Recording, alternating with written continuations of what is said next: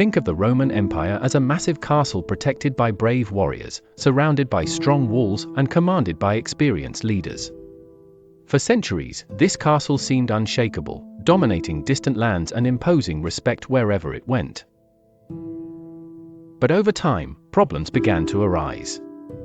The walls started to crack, the soldiers grew weary, and new enemies appeared from all sides, increasingly bold and dangerous. In the 3rd century, the Roman army, once the greatest military force in the world, began to face very difficult challenges. The empire had grown too large, spreading across vast and hard-to-control territories. Protecting so many lands required a gigantic army, but at the same time, Rome faced issues at home. The emperors fought for power, money became scarce, and the population grew increasingly tired of endless wars. Meanwhile, enemies who once fled at the mere mention of Rome began to strengthen and challenge its borders. With so many challenges, the Roman army began to change, and not for the better. The soldiers, who were once well-trained and disciplined, started to lose their organization. Loyalty to Rome was replaced by personal interests, and generals began to fight among themselves, further weakening the empire's defense.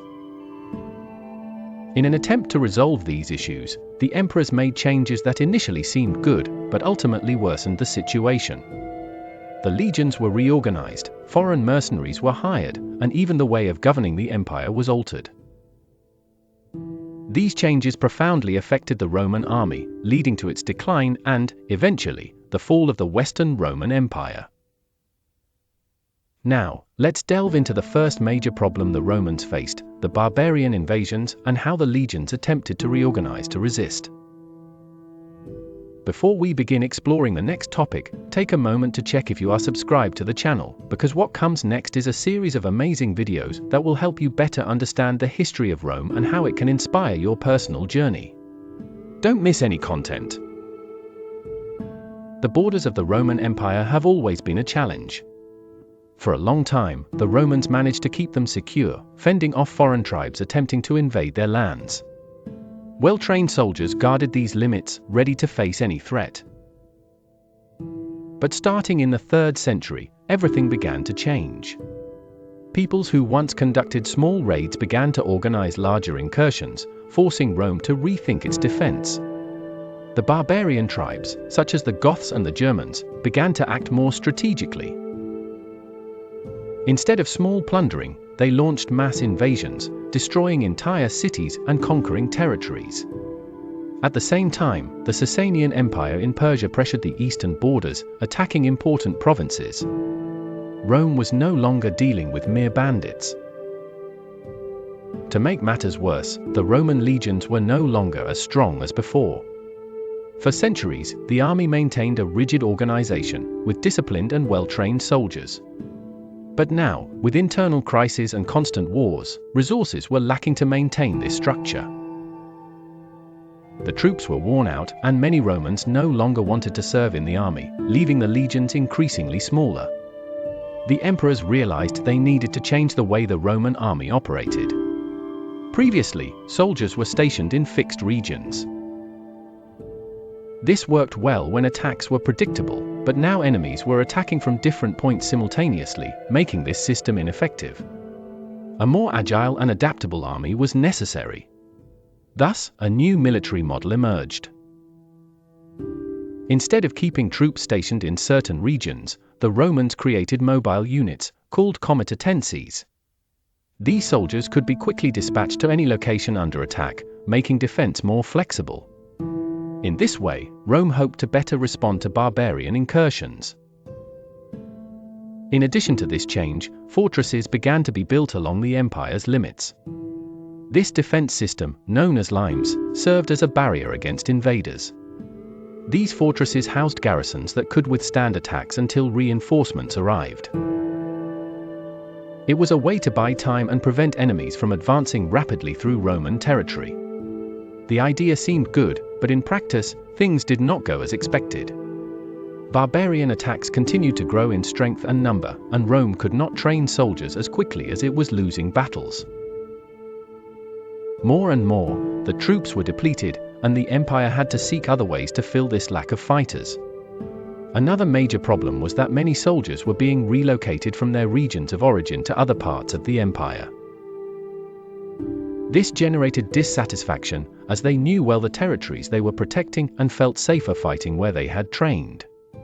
The constant change of locations further complicated military organization, making the legions less efficient. Meanwhile, the enemies were learning from the Romans' mistakes. The barbarians, for example, began to realize that the border fortresses were not invulnerable. They started to besiege these fortifications and wait for the Roman soldiers to surrender due to lack of supplies. Some groups even employed espionage tactics to deceive the guards and pave the way for large armies. Moreover, the empire's economy was increasingly weak, and maintaining this new military system required many resources. The emperors tried to raise taxes to finance the troops and fortifications, but this left the population dissatisfied. Many people began to see the army no longer as protection but as a burden, since the costs were high and the results were not as expected. With all this happening at the same time, the morale of the soldiers also began to decline. The warriors who once took pride in fighting for Rome started to question whether it was worth continuing in the army.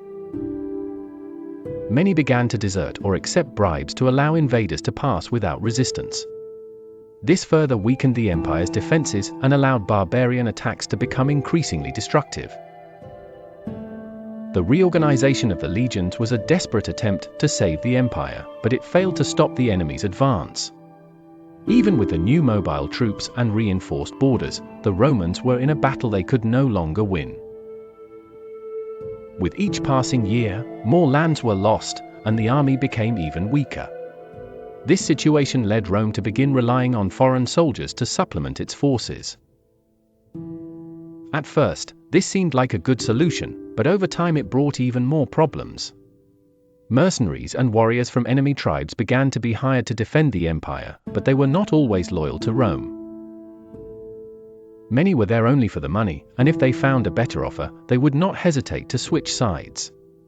The emperors found themselves increasingly trapped.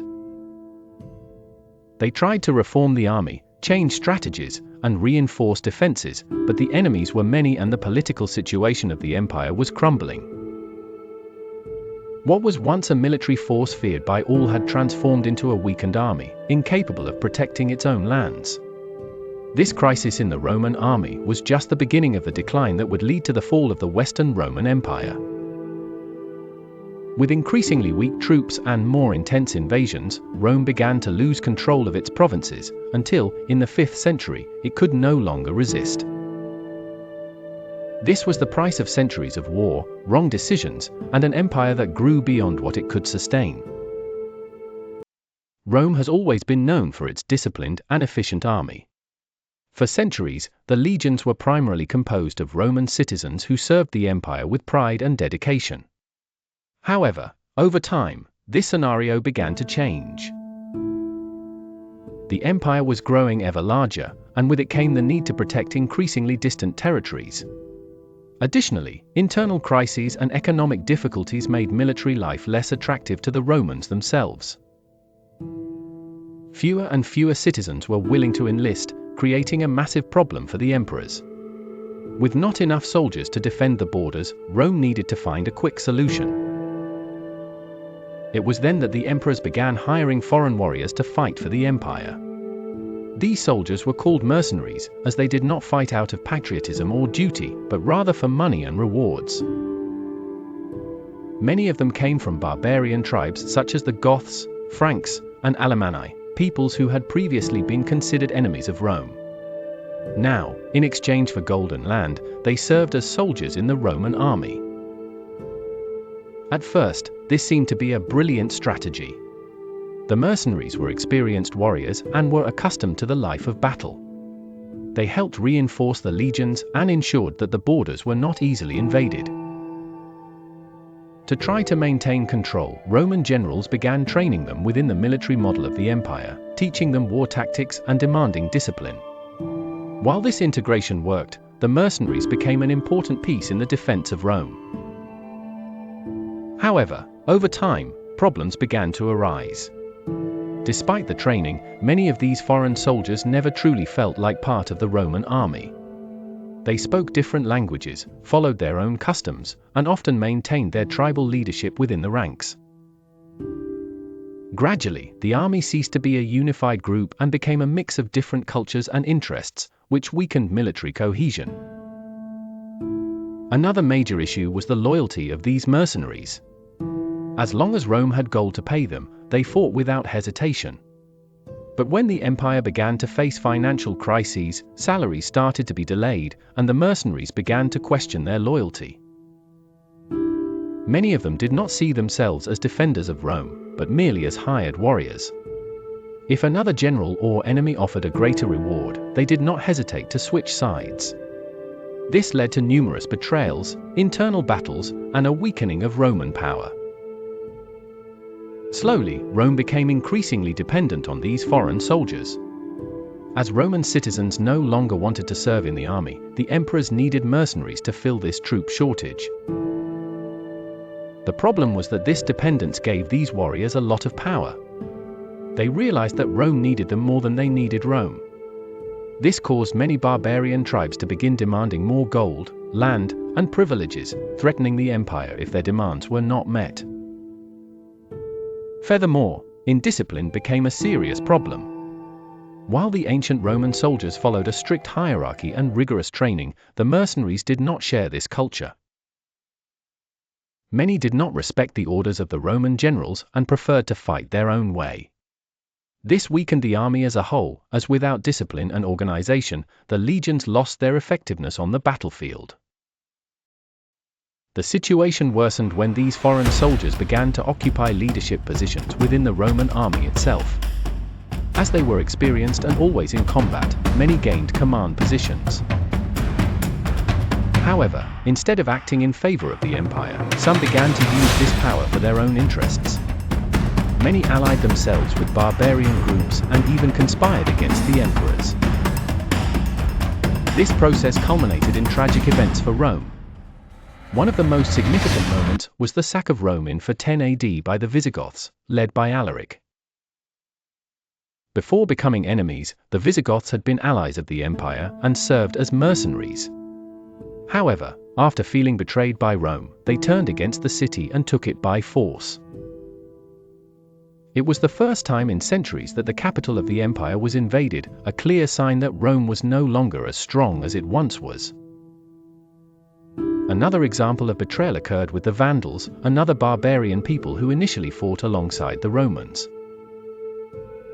After realizing the empire's weakness, they decided to invade and plunder Roman territories in North Africa, taking Carthage, one of the most important cities of the Western Empire. This event showed how mercenaries, who were once Rome's salvation, had become a direct threat to its dominion.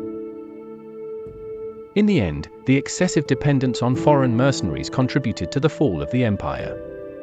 As Rome could no longer form a strong enough army of its own, its defense came to rely on people who had no real commitment to the survival of the empire. Consequently, the borders became vulnerable, and barbarian groups gradually took Roman lands. In addition to territorial loss, the identity of the army was completely destroyed. What was once an institution based on discipline, strategy, and military tradition became a disorganized group, filled with soldiers who fought only for money. Without a reliable army, Rome found itself increasingly weak against its enemies. The situation reached a point where the emperors themselves were forced to negotiate with mercenary generals to maintain their throne.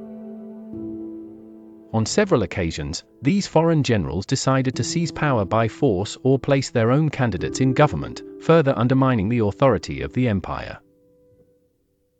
Ultimately, this military crisis, combined with other political and economic problems, weakened Rome to the point where it could no longer defend itself.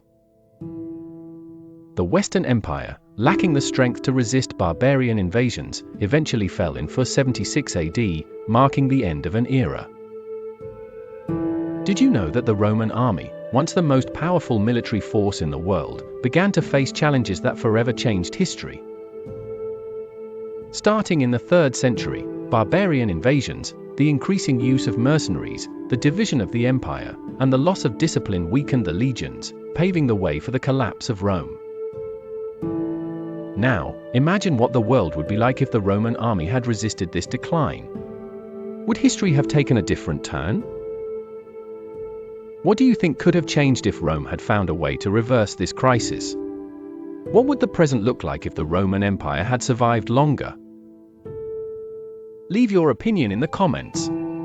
If this topic interests you, like, share, and help spread this knowledge. We want to know what you think about this incredible twist in history. The Roman Empire was no longer the invincible power of centuries past. By the end of the 3rd century, the empire had grown enormous, difficult to control, and surrounded by enemies in all directions. Managing such vast lands and protecting such extensive borders had become an impossible task. It was in this chaotic scenario that Emperor Diocletian made a radical decision to divide the empire into 2 parts, hoping to make it easier to govern and defend. The idea seemed brilliant. Instead of a single emperor trying to control everything alone, there would be 2 rulers, each responsible for one half of the empire. This would allow for quicker decisions, better protected fortresses, and a more efficient army. The Western Roman Empire retained its capital in Rome, while the Eastern Roman Empire established its headquarters in Nicomedia and later in Constantinople. However, in practice, the division generated new problems. At first, the separation brought some stability. The East, with its wealthy cities, strong trade, and fewer direct threats, managed to maintain its army well-trained and well-equipped. Meanwhile, the West faced increasing difficulties. Its cities were more exposed to invasions, its economy was weakened, and its army increasingly disorganized. What should have been a united empire became a divided structure, and the 2 sides began to act as if they were different countries.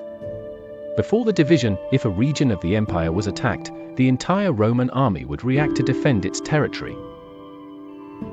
But now, when Germanic tribes and other barbarian peoples began invading the West, the East simply ignored the situation. The Eastern rulers preferred to keep their own resources and protect their lands, leaving the Western Romans to fight alone against increasingly organized and numerous enemies. With this separation, the Western army became weaker and weaker. Without reinforcements from the East, the defenses of the borders were being breached one by one. The barbarians quickly noticed this weakness and began invading Western lands more frequently. Tribes such as the Visigoths, Vandals, and Huns advanced without facing adequate resistance. The Roman soldiers, once feared throughout the world, were now poorly equipped, outnumbered, and lacking the military organization of the past. Moreover, the separation between East and West directly affected the morale of the soldiers. Previously, they fought for a single, powerful, and glorious empire. Now, they felt they belonged to a declining kingdom, lacking the same prestige as before. Many lost the motivation to fight and began to abandon military service, further weakening the empire's defense. Generals faced difficulties in recruiting new soldiers, and the legions grew smaller and smaller. Another problem caused by the division was the lack of communication between the 2 empires. Previously, orders came from a single emperor and spread throughout Rome. Now, 2 rulers made separate decisions, often conflicting with each other. This generated confusion within the army, making military reaction slower and more disorganized. While the generals tried to understand who should make the decisions, the enemies advanced rapidly. The Eastern Empire, being economically stronger, managed to maintain an organized army for a longer time. But the West, dependent on poorer and less protected lands, began to collapse. With less money to pay their soldiers, the Western emperors increasingly relied on foreign mercenaries to make up their troops. These warriors, coming from barbarian tribes, did not have the same loyalty to Rome and often turned against the empire itself when they were not paid as expected. The situation worsened even further when the Western Empire began to lose its territories. Without a strong army to defend them, entire provinces fell into the hands of invaders. In 410 AD, Rome, the city that once ruled the world, was sacked by the Visigoths led by Alaric. It was a shock to everyone, as it demonstrated that the capital of the empire was no longer invulnerable. For many, this event symbolized the beginning of the end. As the West sank into chaos, the East continued its trajectory of strengthening. The Eastern emperors invested in fortifications and maintained a more disciplined army. This allowed Constantinople to become an almost impregnable city, resisting numerous attempts at invasion. However, the division of the empire had already created a chasm between the two sides, and the West could not recover from its military fragility. The definitive end of the Western Roman Empire occurred in 476 AD, when the last emperor, Romulus Augustulus, was deposed by Odoacer, a barbarian leader. Without a strong army and without a unified government, Rome fell for good. What remained of the Western Empire was taken by the barbarians, and the dream of an eternal Rome was destroyed. Meanwhile, the Eastern Roman Empire survived and came to be known as the Byzantine Empire, lasting for another 1,000 years. The division of the empire, which initially seemed like a smart solution, ultimately accelerated the fall of Rome. If military and economic resources had been shared between the two parts, perhaps the empire could have lasted longer. But by separating forces and acting independently, the Romans ended up weakening their own defense and giving space for the rise of their enemies. The barbarians did not defeat Rome merely with swords and spears, but also with strategy. They realized that the empire was fractured and knew how to exploit this weakness. The West, without allies and with an ever-shrinking army, lacked the strength to resist. The city that once conquered entire kingdoms now fell before invaders. If the empire had remained united, its history might have been different. But once the rulers began to think only of their own regions, the strength of Rome disintegrated. What was once an unbeatable war machine became a collection of fragmented territories, without leadership and without military organization. In the end, Rome did not fall overnight. The fall of the West was the result of decades of wrong decisions, internal betrayals, and enemies who knew how to exploit every weakness. The division of the empire, instead of strengthening it, ultimately sealed its fate.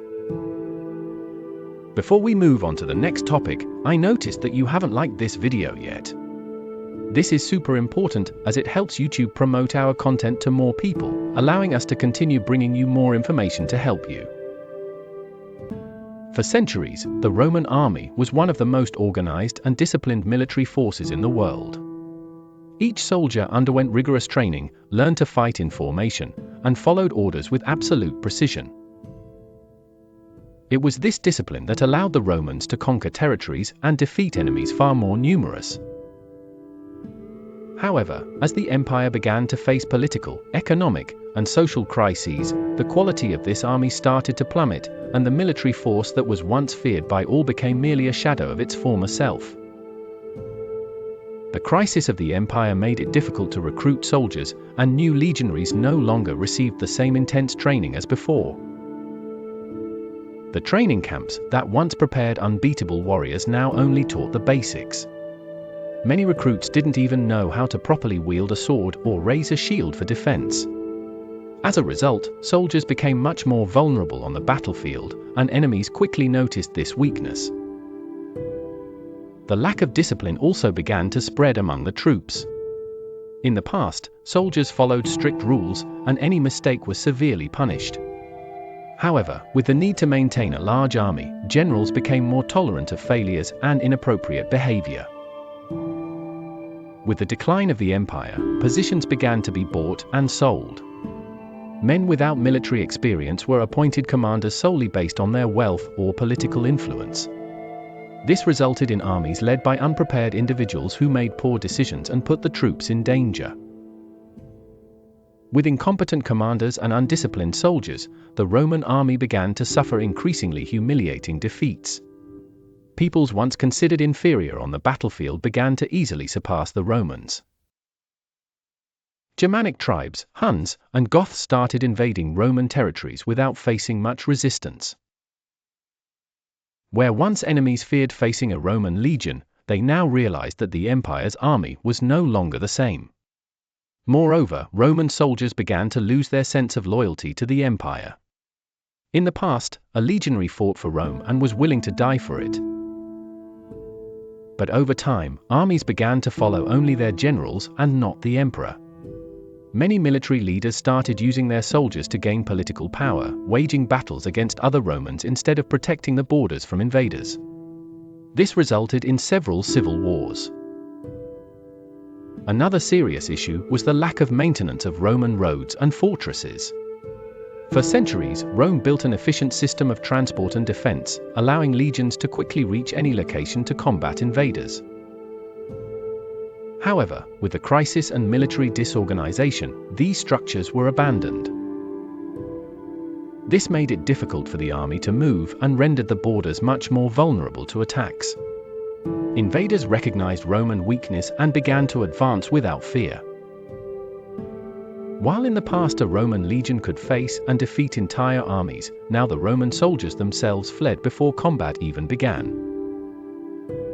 The loss of confidence and fighting spirit allowed enemies to conquer territories that once seemed untouchable. Additionally, the lack of discipline within the army led many soldiers to betray Rome. Mercenaries hired to reinforce Roman troops often switched sides, allying with enemies when offered better deals. Even Roman-born soldiers began collaborating with invaders in exchange for money or personal safety. The few generals still trying to maintain order and discipline faced great difficulties. The number of deserters increased, the troops were demoralized, and corruption within the army made the legions unreliable. Instead of being a protective force for the empire, soldiers often became a problem, looting Roman cities and refusing to follow orders. The decline of military training also resulted in the loss of strategies and tactics that had previously ensured Roman victories. Formations like the testudo were gradually forgotten. The Roman army, once a model of organization and efficiency, began to fight in a disordered and unplanned manner.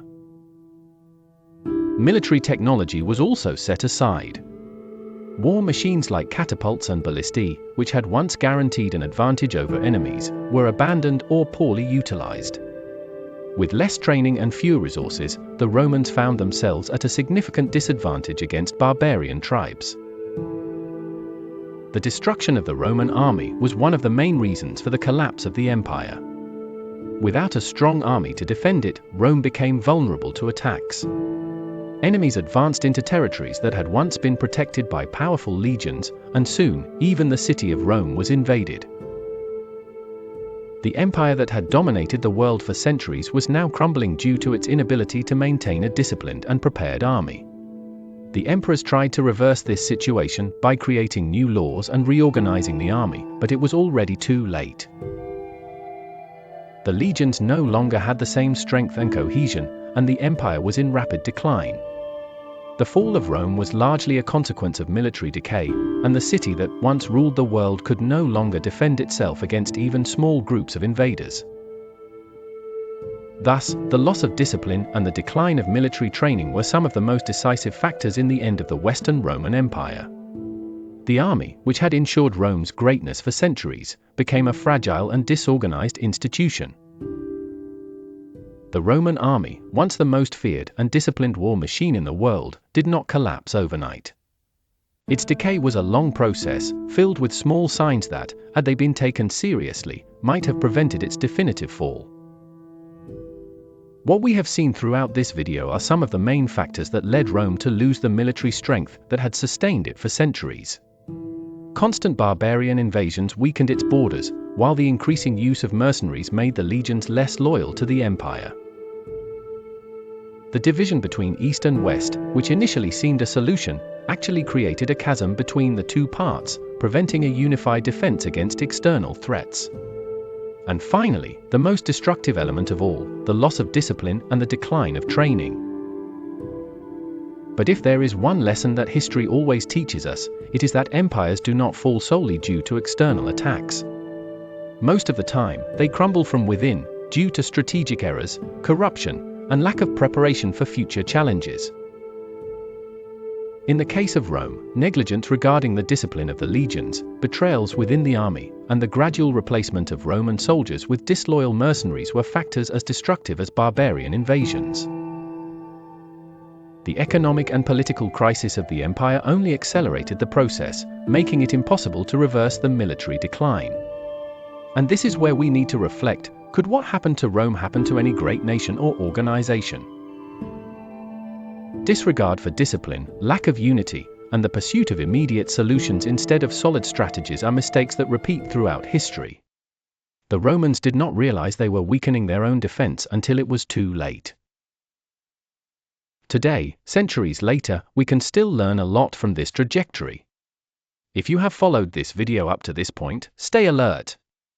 History is cyclical, and the mistakes of the past always find a way to repeat themselves in the present. The study of the fall of Rome is not just an analysis of the past, but a warning for the future. If you want to continue exploring themes like this, don't forget to subscribe to the channel, activate the bell, and leave your comment on what surprised you most about this story. Thank you for watching this far, and don't forget to subscribe to the channel to keep receiving upcoming content. Until the next video.